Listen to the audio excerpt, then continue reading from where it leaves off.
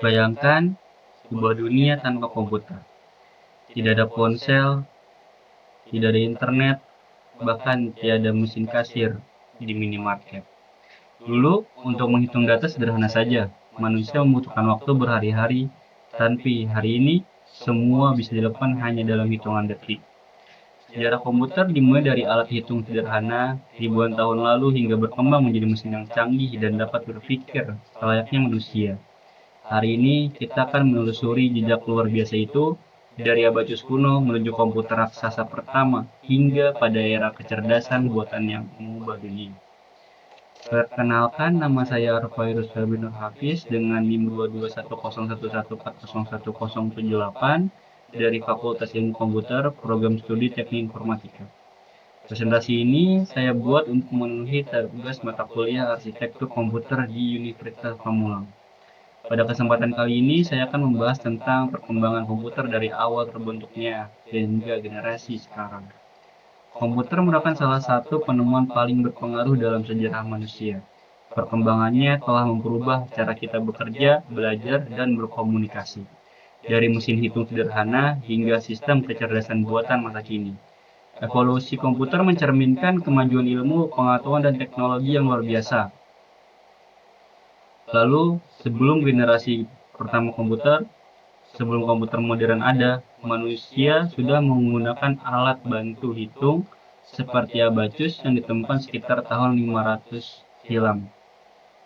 Kemudian, pada abad ke-17, ilmuwan seperti Blaise Pascal menciptakan kalkulator mekanik, yaitu Pascaline, dan Charles Babbage pada abad ke-19 merancang analytical engine, cikal bakal komputer modern. Lalu, komputer generasi pertama pada tahun 1940 hingga 1956, generasi pertama komputer menggunakan tabung vakum, atau vacuum tube, sebagai komponen utamanya.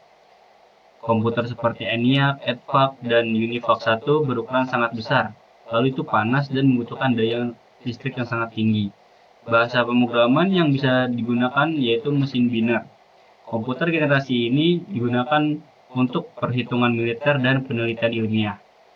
Ciri-ciri utamanya itu menggunakan tabung vakum, ukurannya yang besar dan mahal, output menggunakan kartu punch dan printer.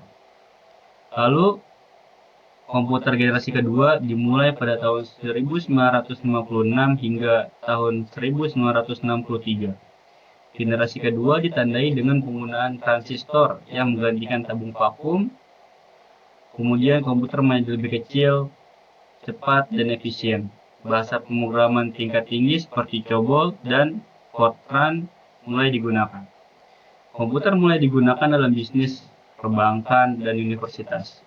Dengan ciri-ciri utamanya menggunakan transistor, bahasa pemrograman tingkat tinggi, kapasitas penyimpanan meningkat. Lalu, komputer generasi ketiga dimulai pada tahun 1964 hingga tahun 1971.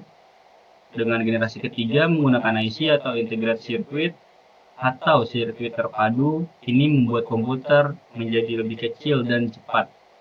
Sistem operasi mulai digunakan untuk menjalankan beberapa program sekaligus. Pada masa ini, komputer mulai digunakan untuk keperluan administrasi, industri, dan riset ilmiah. Dengan ciri utama pada generasi ketiga yaitu menggunakan IC, sudah memiliki sistem informasi, dan biaya produksi lebih murah. Yang keenam, ada komputer generasi keempat, yang dimulai dari tahun 1971 hingga 1980-an. Generasi keempat ditandai dengan ditemukannya mikroprosesor oleh Intel, kemudian komputer menjadi semakin kecil dan murah, melahirkan PC atau personal komputer. Perusahaan seperti Apple, IBM, dan Microsoft mulai berkembang. Komputer mulai masuk ke rumah, sekolah, dan kantor dengan bercirikan komputer generasi keempat, yaitu menggunakan mikroprosesor, muncul komputer pribadi atau PC, dan menggunakan perangkat lunak berkembang pesat. Lalu, selanjutnya ada komputer generasi kelima yang dimulai dari tahun 1980-an hingga sekarang. Komputer generasi kelima dikembangkan dengan teknologi VLSI dan AI, atau Artificial Intelligence. Komputer saat ini tidak hanya cepat dan kecil, tapi juga cerdas dan terkoneksi melalui jaringan internet. Mulai muncul laptop, smartphone, cloud computing, dan sistem berbasis AI seperti ChatGPT, robotika, dan mesin learning. Lalu ciri utama pada sistem generasi kelima yaitu berbasis kecerdasan buatan atau AI, multitasking, dan konektivitas internet, desain kecil, ringan, dan efisien. Lalu arah perkembangan masa depan. Komputer masa depan akan berfokus pada komputasi mini kuantum, neural processing, dan AI generatif. Teknologi ini memungkinkan kecepatan komputasi jutaan kali lipat banding komputer sekarang, karena serta kemampuan untuk memahami dan memprediksi perilaku manusia. Mungkin kali ini saya akan menuliskan dengan kesimpulan. Perjalanan komputer dari abacus hingga kecerdasan buatan menunjukkan bagaimana inovasi manusia terus berkembang.